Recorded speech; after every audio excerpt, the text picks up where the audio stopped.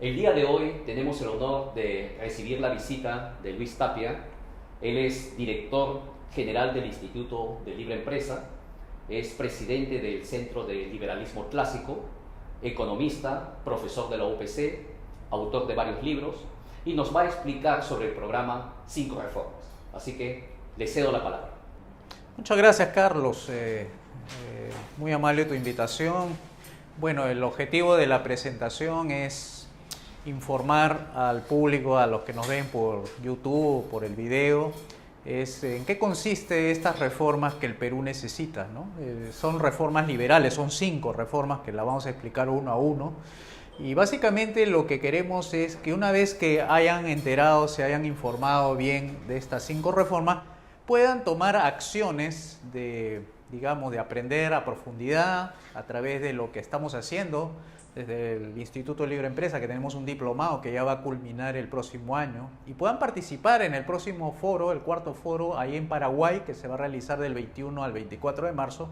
Así que se pueden poner en contacto con nosotros en la página web que ustedes ven en la pantalla y puedan preguntar sobre los detalles de cuánto es el costo, el alojamiento y todo eso, ¿no? ¿Por qué digo esto? Porque si tenemos algo importante en materia de las 5 reformas, es que nos podemos reunir los 5 reformistas de todo el continente. O sea, no estamos hablando de un proyecto Perú nada más, estamos hablando de un proyecto a nivel continental, donde participan varios países. Y el enemigo que tenemos nosotros al frente, que es el socialismo, es también un enemigo que se organiza continentalmente, ¿no? Y el Foro de Sao Paulo es una prueba de ello. Si bien han perdido espacios de poder en Brasil, en parte en Argentina, en Chile, en Ecuador, eso no significa que ellos hayan renunciado a futuro seguir con la actividad política y continuar con el desarrollo del socialismo como se viene implementando en Venezuela y ya consolidado en Cuba, ¿no?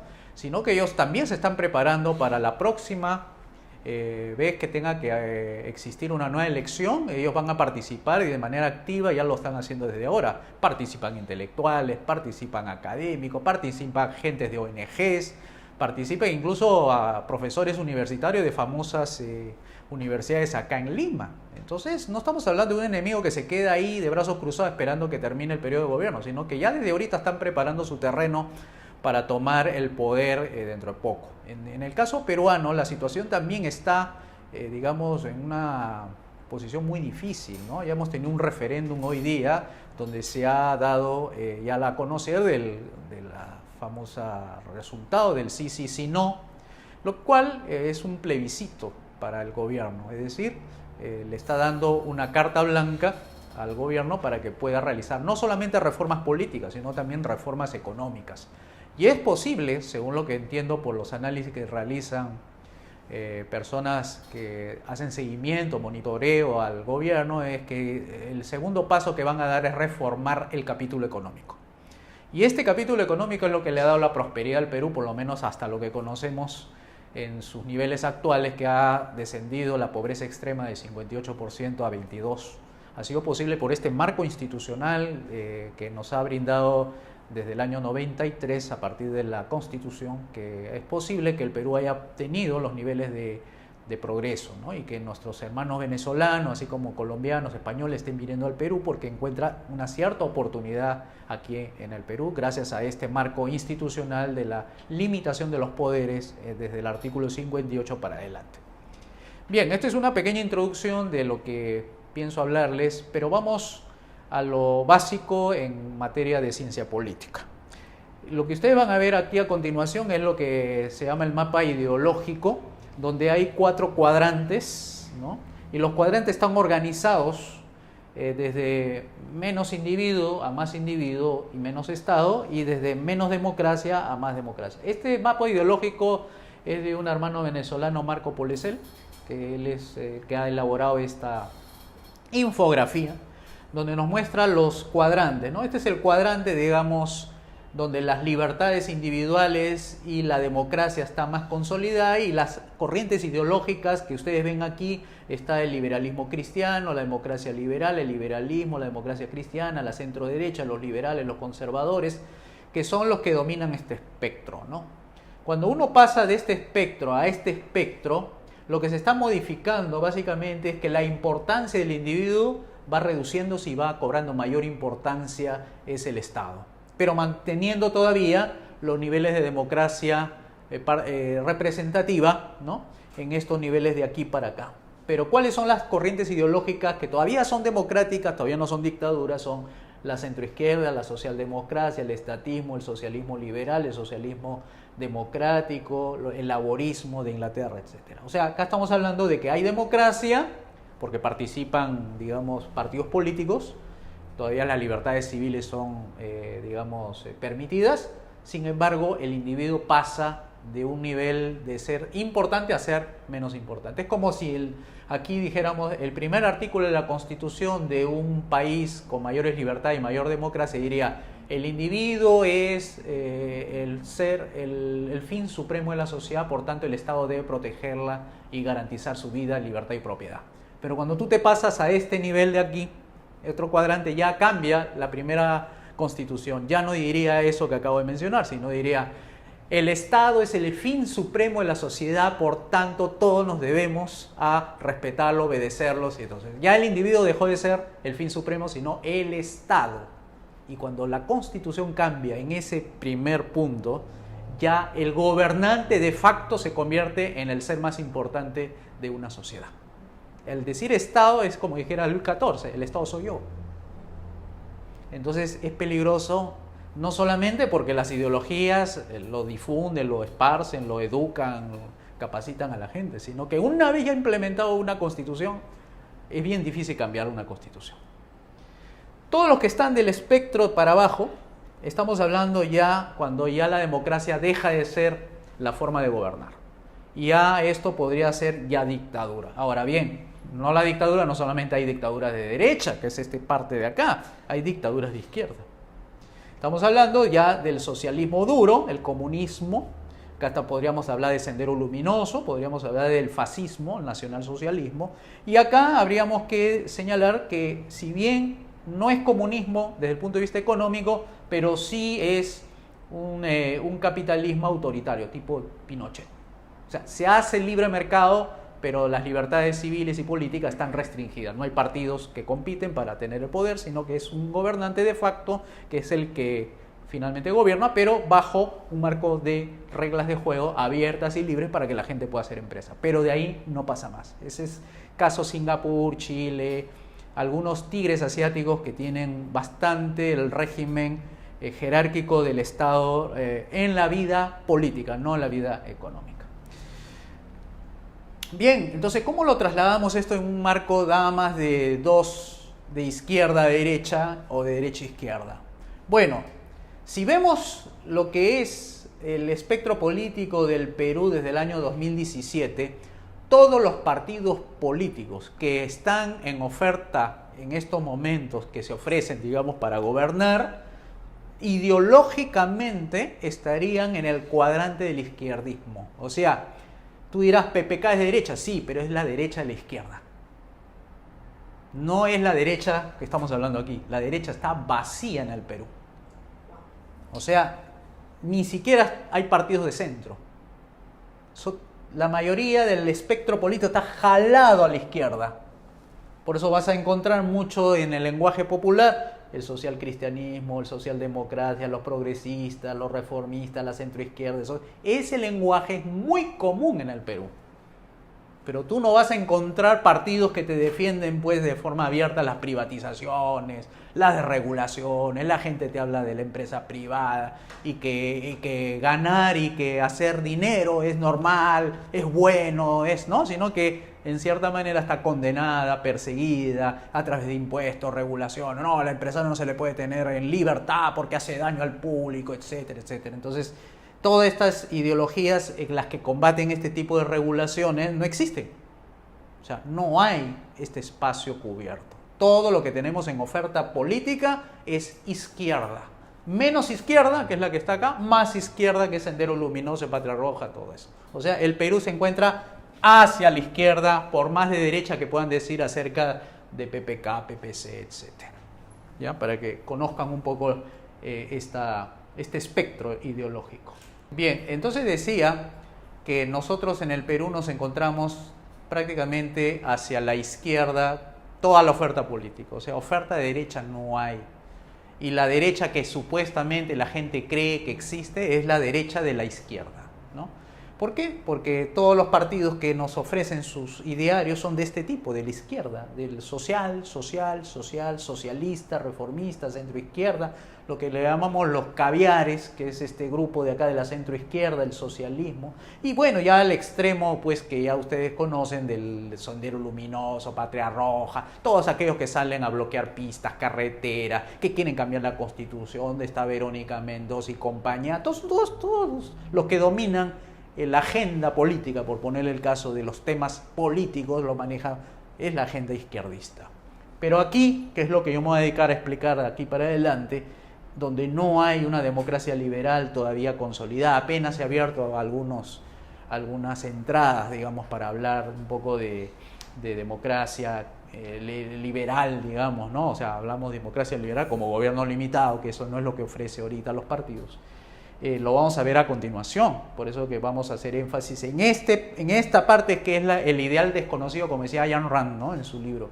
Vamos a ver esto de manera más desarrollada, así que no perdamos de vista que esto es lo que yo voy a hablar, y esto ya ustedes lo conocen por defecto, porque lo han escuchado en los análisis de los comentaristas políticos, son todos enfocados en este espectro. O sea que si ellos dicen yo soy de derecha, acuérdense bien que la derecha es dentro del espectro de izquierdista.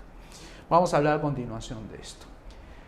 Para que vean que no es teoría lo que estoy hablando, sino que la evidencia empírica acerca de por qué el capitalismo, que es un sistema económico que funciona dentro de un marco de libertad, es que pongo dos países que representan cada uno en términos reales lo que es capitalismo por acá y lo que es socialismo por acá.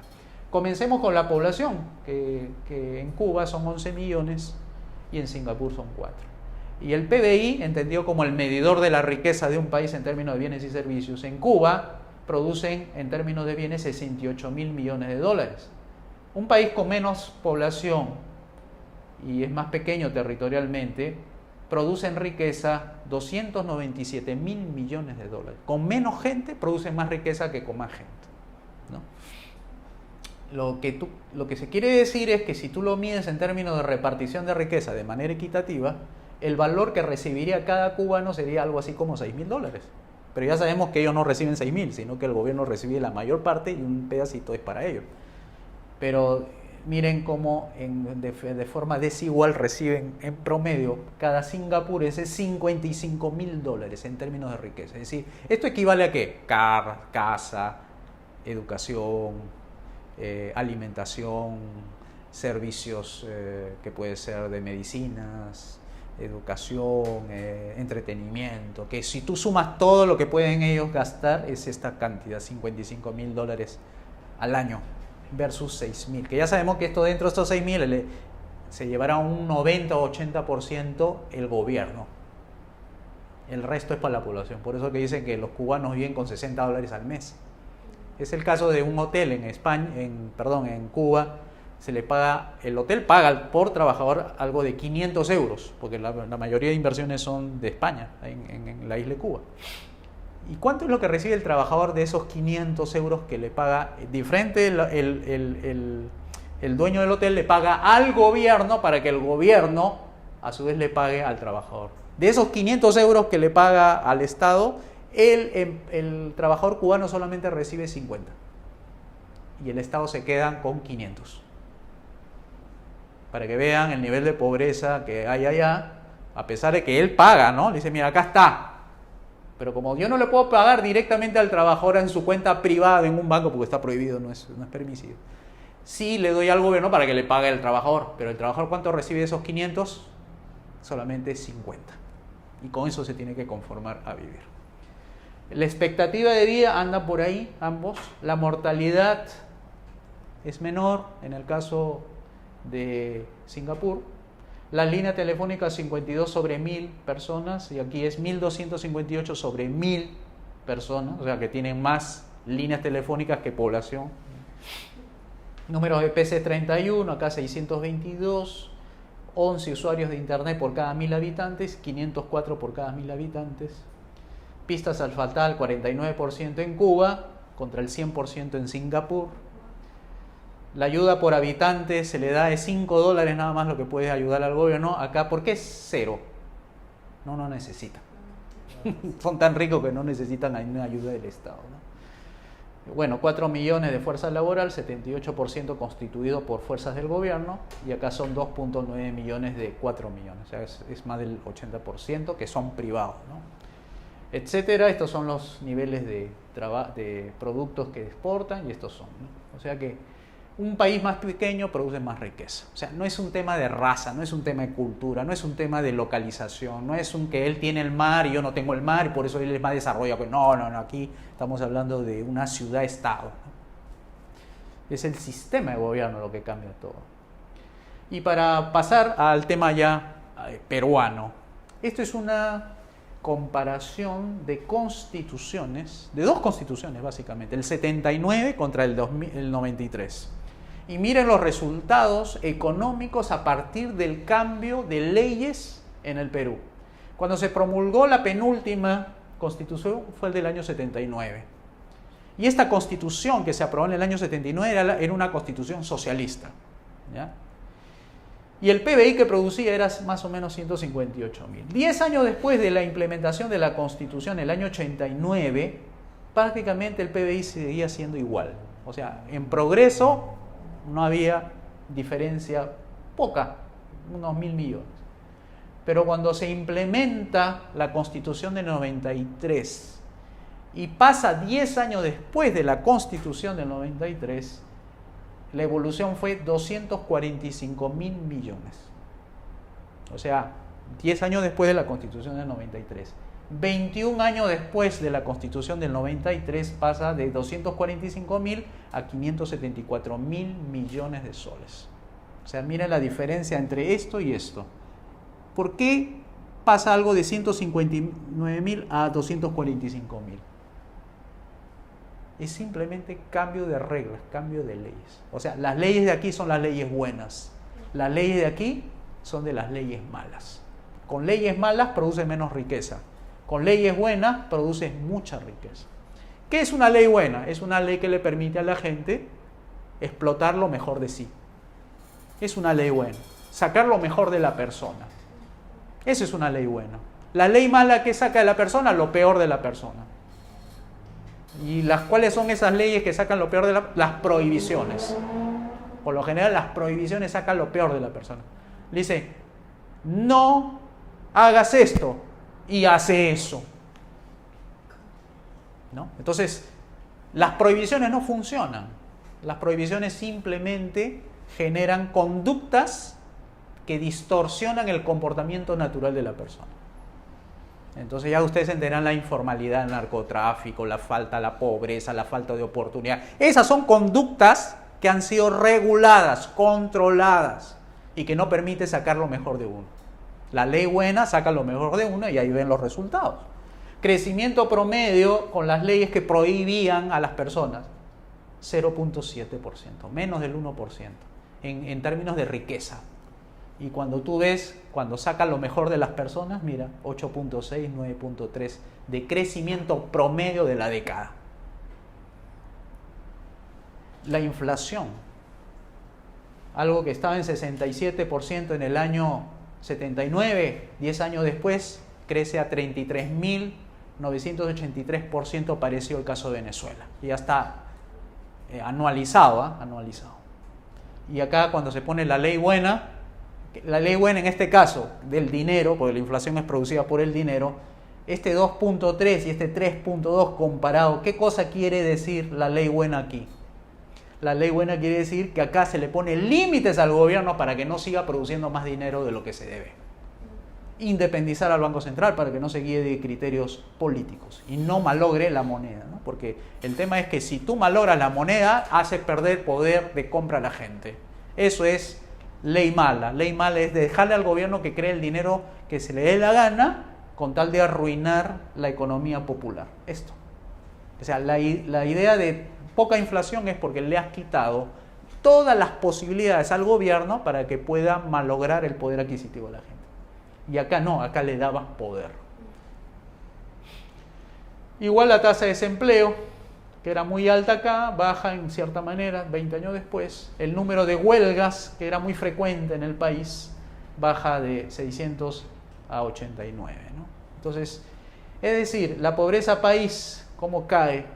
Que es lo que más, el indicador más, digamos, resaltante de todo esto, es como algo que estaba en cerca de 2/3, un poquito más de 2/3 de la población en línea de pobreza, haya bajado al 23%. O sea, estamos hablando de cambios cualitativos. Para que una persona deje de ser pobre, 2/3 partes de las personas dejaron de ser pobres. Para que 1/3 de las personas sea pobre. 1/3. De 2/3, 1. ¿Y eso fue porque ayuda del Estado? No, eso fue por crecimiento económico, crecimiento de la riqueza. Por esto ha sido. No porque ha habido más ayuda del gobierno. Porque por más ayuda que hubiera tenido el gobierno, no hubiera podido cumplir con la pobreza que era del 80%. Como se dice, no se puede sacar más correas donde no hay cuero. El cuero es el crecimiento económico. Las correas salen del crecimiento económico. No hay otra forma, ¿no? Entonces hemos visto cómo un marco institucional, un marco de reglas de juego, puede cambiarle la vida a la gente. Cómo puedes hacer pasar de la pobreza a la riqueza. Cómo puedes pasar de algo totalmente depresivo para los comportamientos humanos, de no encontrar esperanza en un país donde todo el mundo se vivía a partir del año 92, 93. Todos se querían ir del Perú porque prácticamente estaba destruido el país en los años 90 con el socialismo de Alan García. Alan García era el Chávez, el primer Chávez de Latinoamérica. Con su verbo, con su gracia que él tenía, había conquistado al 80% de la población a acostumbrarse de que se podía vivir en un nivel inflacionario terrible tipo Venezuela. Y la gente andaba contenta. Bueno, como está subsidiado todo, gasolina subsidiada, aumentos sucesivos de los sueldos y salarios, paquetazos y cosas así, con descontrol de precio, control de precio. La gente se había acostumbrado a vivir en lo peor. Y la gente empezó a irse del Perú. Así como ustedes han venido de Venezuela aquí, ellos se iban. Muchos se iban a países nórdicos, a Italia, Japón, todo eso. Porque cuando vives en el socialismo, la gente sale, vota con los pies. Entonces, no es porque ahora, como hace un rato mencionamos, que la Constitución del 93 haya sido la solución y ya estamos todos contentos. No, el problema, señores, es que aquí lo que existe es una inestabilidad política que no podemos decir que el libre mercado ha triunfado. Todavía esta Constitución es imperfecta. Desde nuestro punto de vista, esta Constitución sigue siendo socialista, porque ya lo hemos visto dentro del espectro ideológico. Todavía las fuerzas políticas siguen sosteniendo que el socialismo es la salida. Y nosotros tenemos una Constitución menos socialista de la que había antes, pero sigue teniendo dentro de sus artículos de la Constitución que el gobierno todavía tiene poderes como para seguir interviniendo en la economía. Prueba de ello, ¿por qué la existencia de un Banco Central de Reserva? Que eso es un invento del comunismo. 1848, artículo número 10. Centralización del crédito. Manifiesto comunista. ¿Por qué todavía tenemos Banco Central? ¿Por qué tenemos superintendencias por todos lados? Superintendencia para lo forestal, superintendencia de banca y seguro, superintendencia del tema laboral, superintendencia que tiene que ver con el tema de la energía, con el tema de las comunicaciones. Es decir, prácticamente tenemos todo. Y ni qué decir con el marxismo cultural. Que el Ministerio de Educación está imponiendo una agenda de ideología de género. Que los padres se oponen, con razón se oponen. ¿Por qué? Porque el gobierno sigue teniendo poderes, recursos y funciones que permiten que el gobierno todavía esté presente en las agendas privadas de las personas. O sea, se mete con la familia, se mete con la cama, digamos así, ¿no? O sea, ya tiene que decidir finalmente quién debe tener qué y qué pensar qué. O sea, ese nivel hemos llegado. Entonces, por eso el título que viene a continuación es ¿cómo salir del socialismo? ¿Cuál es la propuesta? Porque puede salir a mucha crítica Y nosotros tenemos una propuesta que se llama las 5 reformas. ¿Cómo salir de este socialismo que nos encontramos ahora, que nos llevan a tener un referéndum ahora, que le da carta blanca al gobierno para seguir haciendo lo que viene haciendo? Que justamente se han afirmado el socialismo dentro de este gobierno actual, que le está diciendo cómo debe gobernar. Entonces, ¿cómo salir? Y ahí vamos a plantear lo siguiente. Nuestro proyecto se llama La Gran Devolución. ¿Qué es la Gran Devolución? Bueno, es la devolución a los particulares, o sea, a nosotros, nuestros poderes, nuestros recursos y nuestra función. Pero para que este proyecto, la Gran Devolución, que es la respuesta a la gran usurpación, es decir, el gobierno nos ha usurpado nuestras libertades, tenemos un programa político que se llama las 5 reformas, que se basa en principios liberales, cuya estrategia central es derogar las leyes malas, las que nos sacan lo malo de nosotros. Y la táctica es cómo convertir eso en cuestión concreta, un número, tener el 66% de congresistas liberales, para que hagan la tarea de derogar ley y así restablecemos los principios liberales y se ponen en ejecución las 5 reformas. Y con eso lograremos devolverle a la gente sus poderes, recursos y funciones que le han sido usurpadas. Vamos a explicar cada uno de ellos, ¿no? El proyecto La Gran Devolución es: si el padre de familia no decide ahora qué es lo que se le va a enseñar a sus hijos, ahora el padre de familia sí va a tener que decidir lo que se le va a enseñar a sus hijos. O sea, ya no más Ministerio de Educación, ya no más agenda LGTBI, ya no más minorías que gobiernen a la mayoría. La Gran Devolución significa devolverle poder, poder de decidir, poder de comprar, poder de elegir, poder de muchas cosas. Poderes, recursos, los recursos que se van, el 30%, como mencionaba nuestro hermano Carlos, que se va en pagar impuesto a la renta, esos 30% por lo menos deberían devolvernos un 20%. Eso se llama recursos. O sea, que la gente disponga de ese 20% del impuesto para uno, que significa tener que disminuir el gasto del gobierno.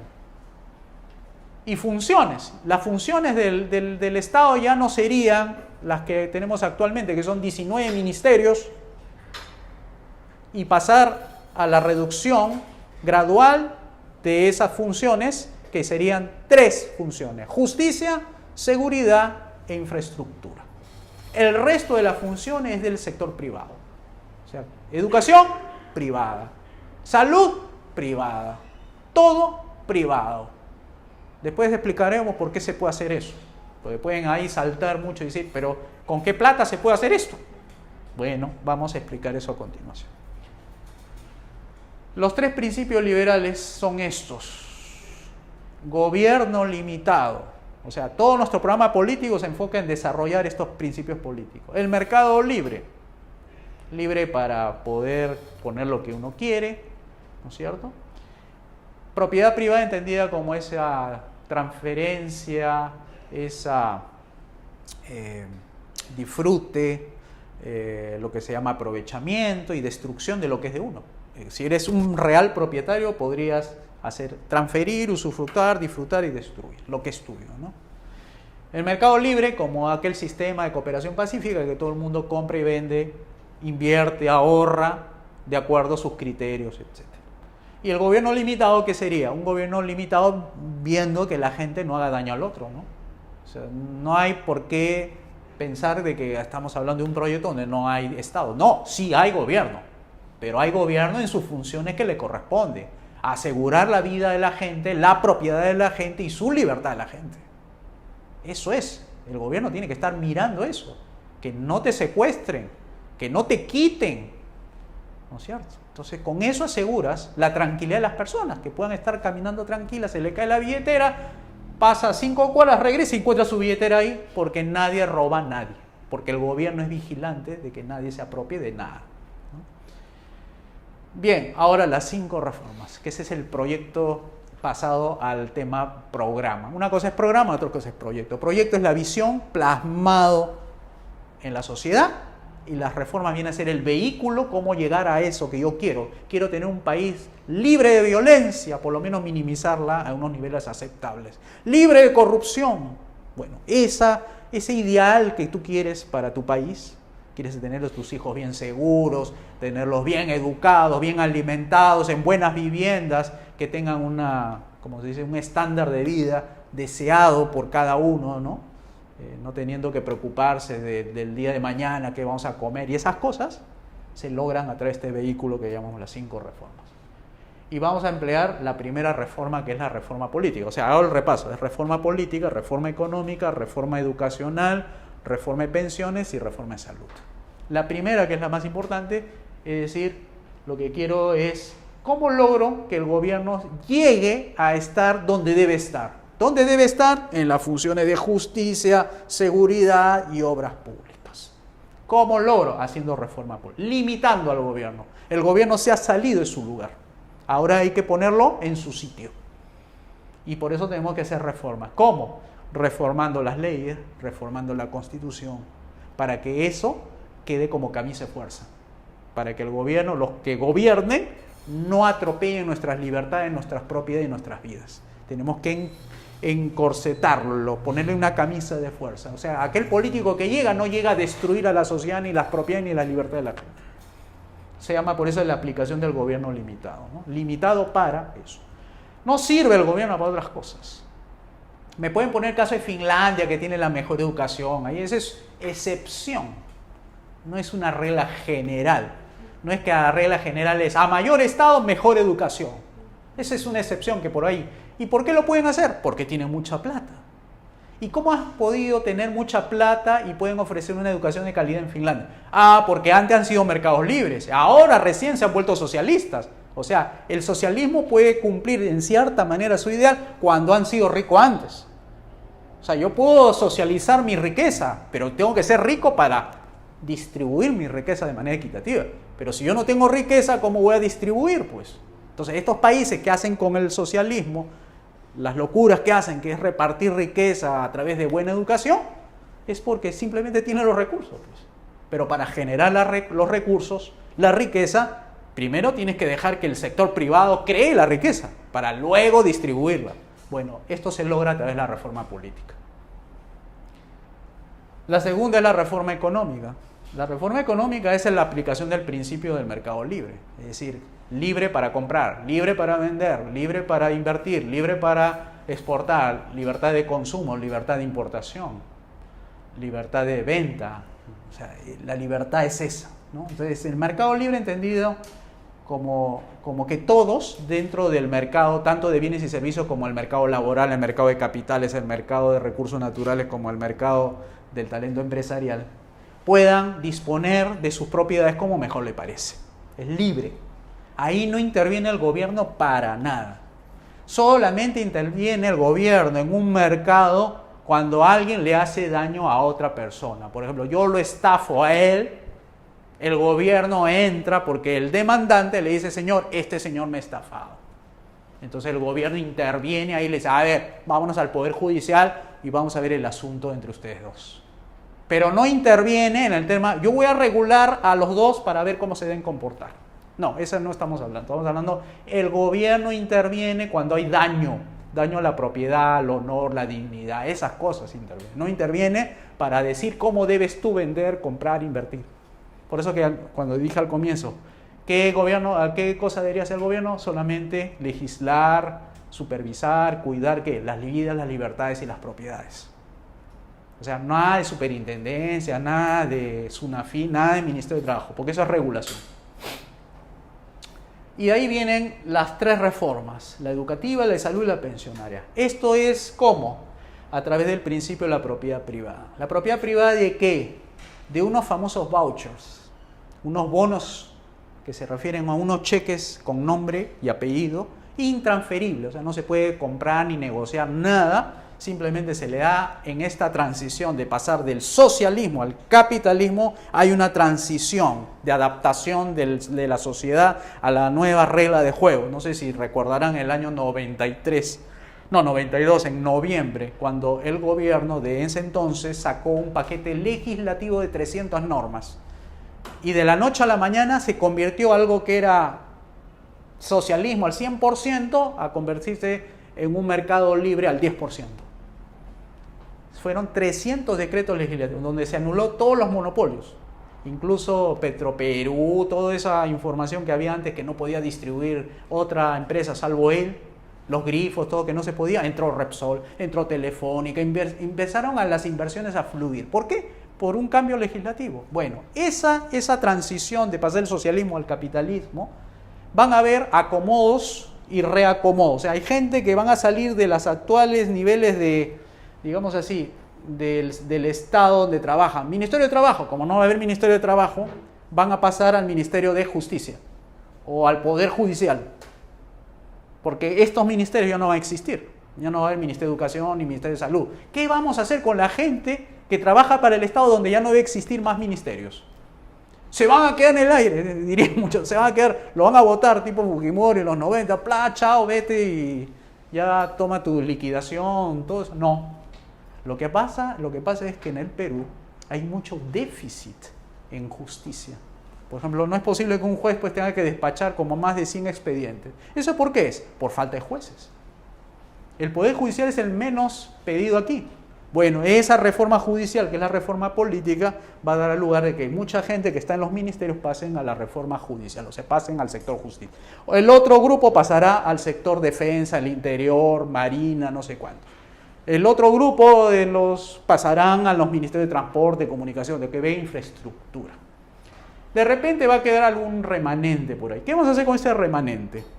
De la gente que de todas maneras van a salir porque ya ni entran o porque ya no hay más, digamos, puestos donde ubicarlo. Se les regresa a su casa con su sueldo y que vivan con su sueldo, pero ya no más va a haber las funciones de lo que regulan, lo que impiden hacer mercado libre.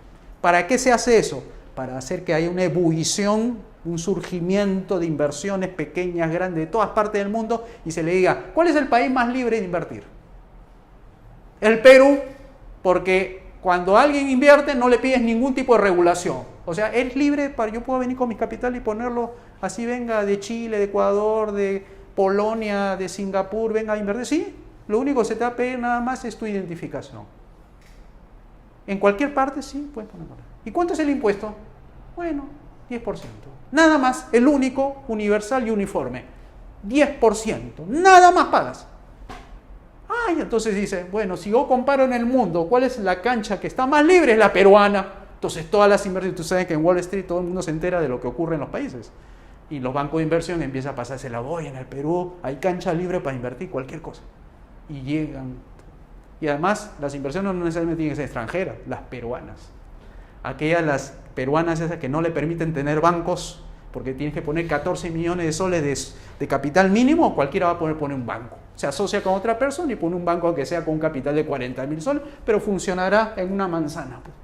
Pero ahí están los capitales, pues, de los mayoristas de frutas, esos que no pueden, que están ahí con su dinero, que lo tienen en una caja llena de dinero dentro del mercado de frutas, ahí ese puede poner su banco. Mamani Bank, por poner un nombre, ¿no? O sea, no va a haber impedimento para cualquiera que haga negocio. Aquel que tiene su cajita lleno de chicles que venden en los micros, ese va a poder ser empresario y va a poder tener acceso a cualquier préstamo bancario, porque los préstamos bancarios no tienen que ser como ahora, pues que te piden garantías de cosas de los bancos, porque es costoso la actividad bancaria, porque hay que regular mucho, ¿no? Bueno, esta plataforma que estamos poniendo a la reforma solamente son para aquellos pobres que no se pueden sostener por sus propios medios, que es una cantidad ínfima. Para que financien, la preocupación de todo padre, de familia, es la educación, que no le falte educación. Si se enferma ya sabe que tiene un cheque que va a estar a su disposición en caso de se enferme, para el tema de salud y para el tema de pensiones, para aquellos que no pueden ni pagarse o no han tenido ni para oportunidad de poder ahorrar para tener una pensión en el futuro. Solamente esto va a ser transicional, porque va a haber tanta ebullición de riqueza que le da vergüenza recibir esto. Además, si consigue empleo en el sector privado, esto se cancela. O sea, no tendría sentido que reciba dos ingresos, uno del Estado y otro del sector privado. No, simplemente esto es para los más pobres. El resto va a encontrar trabajo, porque va a ser tanta el shock productivo que van a ver cómo es un tema de efervescencia, ¿no? Diría yo. Bueno, las 5 reformas que busca, ¿no? Eso es el objetivo final. Busca un país moderno, libre, rico, con los mejores niveles de seguridad, que ese es lo principal, ¿no? Que el enfoque es que si yo hago estas reformas, voy a conseguir esto.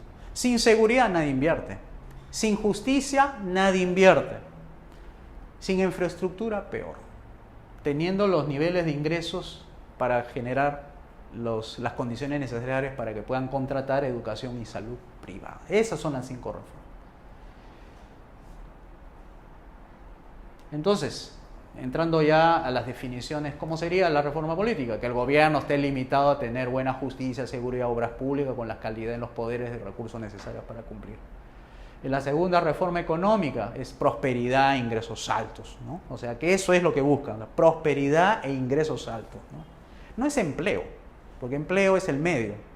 El fin de toda persona es tener ingreso, no tener empleo, porque si es de tener empleo o tener que trabajar para tener ingresos trabajar para tener ingresos, va a preferir no tener y recibir ingresos, que es la lógica, ¿no?, de las personas. Y la educación son los vouchers, ¿no?, que se financiarán en lugar. Porque ahorita, ¿qué es lo que está pasando? Que ahorita todo se financia por la oferta. Es decir, el Estado contrata a los maestros, el Estado pone los colegios, el Estado hace eso. Pero acá, ¿cuál es el financiamiento? Es decir, yo le doy a los padres de familia, a los más pobres le doy un cheque. Y ellos van a decidir qué colegio se van a matricular. ¿Y qué va a elegir un padre de familia? Lo mejor va a elegir. Le van a decir, este colegio enseña mejor que ese. Entonces, la condición para que existan colegios va a ser que el colegio sea el mejor de todos. ¿Qué va a pasar con aquellos que no reúnen la cantidad de cheques necesarios? Va a tener que cerrar, pues, porque no va a tener con ese cheque que significa, yo recibo como director estos cheques para yo pagar con esos cheques, ¿qué?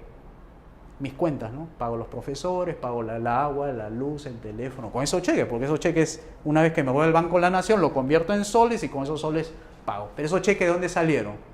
Del aporte de todos los padres de familia que confiaron en que mi colegio es el bueno, es el mejor. Aquel que no tiene cheques no reúne los ingresos, y si no los reúne los ingresos tiene que cerrar. Entonces, ¿qué está diciendo? ¿Quién decide ahí qué colegio debe quedarse y qué colegio debe irse? Los padres de familia, pues, que son los mejores que saben. Así es en el caso de los colegios. O sea, estos cheques pueden funcionar para el sector privado, ¿eh? O sea, se puede hacer eso. O sea, se puede hacer. No necesariamente tiene que ser colegios estatales. Veamos que es así, ¿no? Que puede ser mixto, puede ser colegio privado, colegio estatal. Yo preferiría que sea puro privado y que el padre de familia escoja los privados. Los estatales se cierran o se privatizan, si quiere. O sea, todos los colegios estatales se componen de tres comunidades. La comunidad de profesores, la comunidad de directores y la comunidad de padres de familias. Ellos tres organizan los colegios. Entonces, lo que haría un gobierno antes de cerrar los colegios estatales es entregárselo en propiedad privada de ellos. O sea, ok, ustedes quieren ganar más, tener más ingresos, mejorar todo, ok, le transfiero todo a ustedes. Ustedes decidan cómo se organiza. Si tienen que contratar una empresa que le gestione, contratarán. Si ustedes mismos lo van a gestionar, lo gestionarán. Usted tiene la libertad para poder hacer. Esta es la infraestructura. Le estoy dando todos los poderes, recursos y funciones para que ustedes contraten y hagan todo. Y ustedes mismos van a decidir si el colegio lo tienen o lo venden. O lo contratan, como le dicen, un terciario, ¿no? O sea, subcontrata para que le gestionen la empresa. O sea, el colegio. Le da toda la infraestructura. Igual en el tema de la salud, igualito, al mismo financiamiento. Los colegios hospitales, igualito se privatiza. Bien, ¿cómo es el esquema político? Que ese es el punto, digamos, de, ya ok, usted me está hablando de la parte, la propositiva, pero ya aterricemos cómo se logra esto. El tema es opinión pública. O sea, cuando digo opinión es la opinión tuya, de cualquiera de ustedes, que yo tengo que explicar bien en qué consisten las 5 reformas. Si yo tengo la opinión pública a mi favor, inmediatamente se va a constituir un movimiento. Movimiento, no es partido, pero sí movimiento. Un movimiento puede constar de partidos o no, con partido o sin partido, pero es movimiento. Se moviliza la gente ¿para qué? Para lograr mandar gente al ámbito político, al ámbito congresal, donde ahí se decide todo. O sea, quien puede cambiar las reglas de juego es el Congreso, que esa es la parte táctica. Porque yo lo que quiero lograr es ¿cuál? Mediante la estrategia de derogar las leyes. Porque las leyes es lo que nos está empobreciendo. O sea, si el socialista mira siempre es donde yo puedo afectar las libertades con las leyes. Todos los socialistas que ve, regulaciones, reglamentos, dispositivos, ordenanzas, o sea, ese es su ámbito de, quieren capturar el poder y capturar las leyes, ¿no? Para tener que, finalmente cuando yo derogo, ¿qué genero? Una explosión de júbilo de la gente, por decir, ya somos libres, ahora sí podemos invertir, ahora sí podemos consumir, ¿no? Y los precios obviamente bajan, porque acá baja impuestos, baja un montón de cosas, ¿no? Y hay prosperidad, ¿no? Pero esta es la táctica, ¿no? La táctica es lograr el 66% que pueden cambiar la Constitución para lograr la derogación de leyes. ¿Qué implica la táctica política de derogación de leyes? Es implementar las reformas. La reforma no es crear más leyes, ¿ah? Es quitar las leyes. Es minimizar la injerencia económica, política de las personas. Y más o menos estamos hablando de 30.816 leyes, que es lo que hay. Y eso, que todavía lo puse al 11 de julio de este año. Yo sé que ha subido. Mira, ¿cuánto hay en Estados Unidos? Así aprobadas. Y son 300 millones, ¿ah? Tienen apenas 11.000 leyes. ¿Cuántos artículos de la Constitución tiene el Perú? 268. ¿Sabe cuántos de ellos tienen? 7 artículos. O sea, no es que más leyes, más prosperidad. No, menos leyes, más prosperidad. Es al revés. Por eso hablamos de derogar. Incluso hay una entidad, una comisión especial multipartidaria en el Congreso que se empezó a buscar cuáles eran las leyes que no servían. Esta es la comisión. Dicen que hay como 2.000 leyes que no sirven. ¿Por qué? Porque no se aplican o porque ya se derogó, ya vencieron. Ahora estamos hablando de porque ya no sirven, no se aplican. Pero yo estoy hablando de otra cosa más. O sea, que esto sí es viable, ¿no? Porque es política, o sea, lo que estoy hablando es política. Sí se puede. ¿Qué cosa es una ley mala? Es la que premia o fomenta malos comportamientos, que castiga o desincentiva los buenos comportamientos. O sea, en lugar de invertir legalmente, invierto ilegalmente. Eso se llama comportarse negativamente. ¿Por qué? Porque las leyes son contrarias a los valores de una democracia liberal.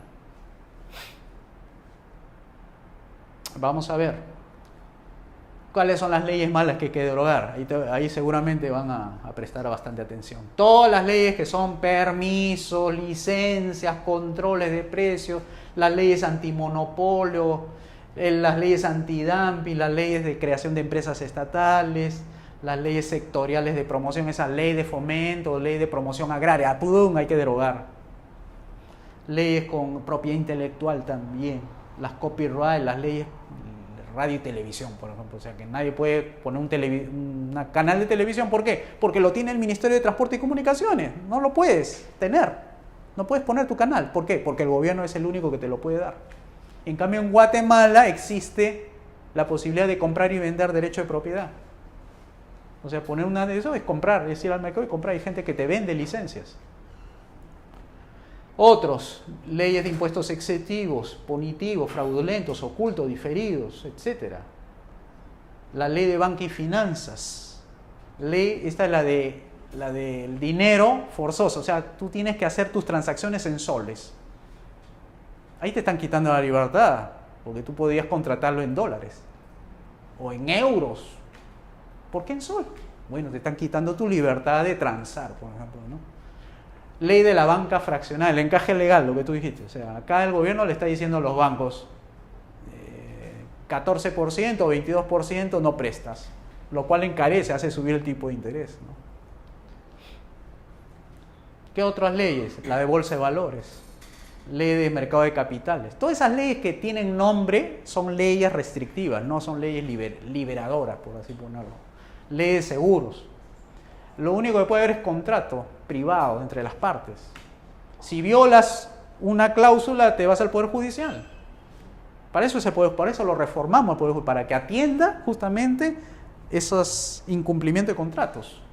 Teniendo un buen Poder Judicial, no hay pretexto de no ir, al contrario, vas a ir porque sabes que va a funcionar, ¿no? Ley de control de cambios, tipo diferencial, ley de AFP también desaparece, no hay obligatoriedad en tener AFP. Es libre, es voluntario. El que quiera ahorrar, ahorra, ¿no? Y acá están las leyes subsidios, por ejemplo, la ley de colegio de abogados, colegio economista, colegio de administradores, colegio de ingenieros, desaparece, porque ese es mercantilismo, ese es darle privilegios. O sea, si tú eres abogado, te gradúas, no puedes ejercer tu profesión, tienes que pasar por el colegio. Y el colegio te habilita todavía porque tienes que pagar 1.500 soles.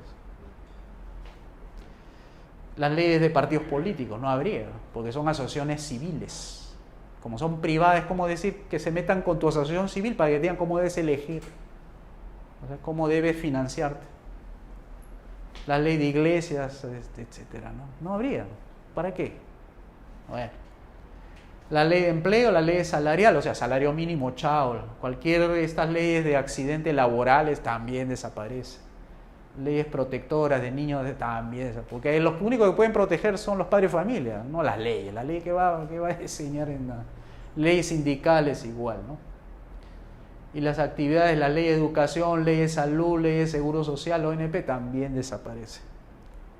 Miren cuánto trabajo hay para derogar. Etcétera, etcétera, etcétera. Y bueno, y estas de acá, que estas son importantes, es la que hablamos del gobierno mundial. Todas las leyes de la OIT, todas las leyes de la FAO, todas las leyes de UNESCO, todas las leyes de la Organización Mundial de la Salud, de la PNUD, o sea, de la Programa Naciones de Naciones Unidas para el Desarrollo, del UNICEF, ONU de Desarrollo Industrial, del Fondo Monetario, del Banco Mundial y las demás. Esos acuerdos también. Austria ya se va a salir del cambio climático.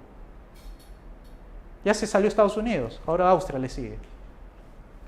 Y Bolsonaro creo que lo va a hacer para el caso de Brasil, se va a salir de la... O sea, ¿por qué tienen que hacer lo otro y no lo hacemos nosotros? Si nosotros lo hubiéramos hecho, hubiéramos dado el ejemplo al mundo. ¿Por qué esperar que otros lo hagan? ¿Y qué nos quedamos? ¿Cuáles son las leyes buenas? En los códigos. Código civil, código procesal constitucional, el TUO, el código de comercio, el código penal, el código de procedimientos penales, el código procesal penal, el código de ejecución penal, código de justicia militar o policial, código tributario. Punto. No necesitas más. Con eso te riges. Tu vida así va a ser. De puro código. Andas con tu código. Así le quitas negocio a todo el pueblo de estudio de abogados, porque tienes que pagar abogado para entender la ley. Ya no hay tantas concordancias aquí. ¿Cuáles son las instituciones que estamos en esto? Ahí lo que ustedes, 5 Reforma Chile, El Salvador, Perú, Guatemala, todos estos tienen páginas web. Y el Foro Latinoamericano y el Centro Liberalismo. Eso es nuestra red por ahora pequeña. O sea, tenemos el programa, tenemos las ideas, tenemos todo, pero todavía nos falta gente, ¿no? Hay que salir eso de trabajar la opinión pública, por ejemplo. Porque si ahí tenemos el programa, ya tenemos la salida, tenemos cómo salir de este socialismo, bueno, no se hace falta gente, pero tenemos el programa, no es ideas, es programa, que es importantísimo, ¿no? Bien, eso entonces sería todo lo que tenía que compartir con ustedes.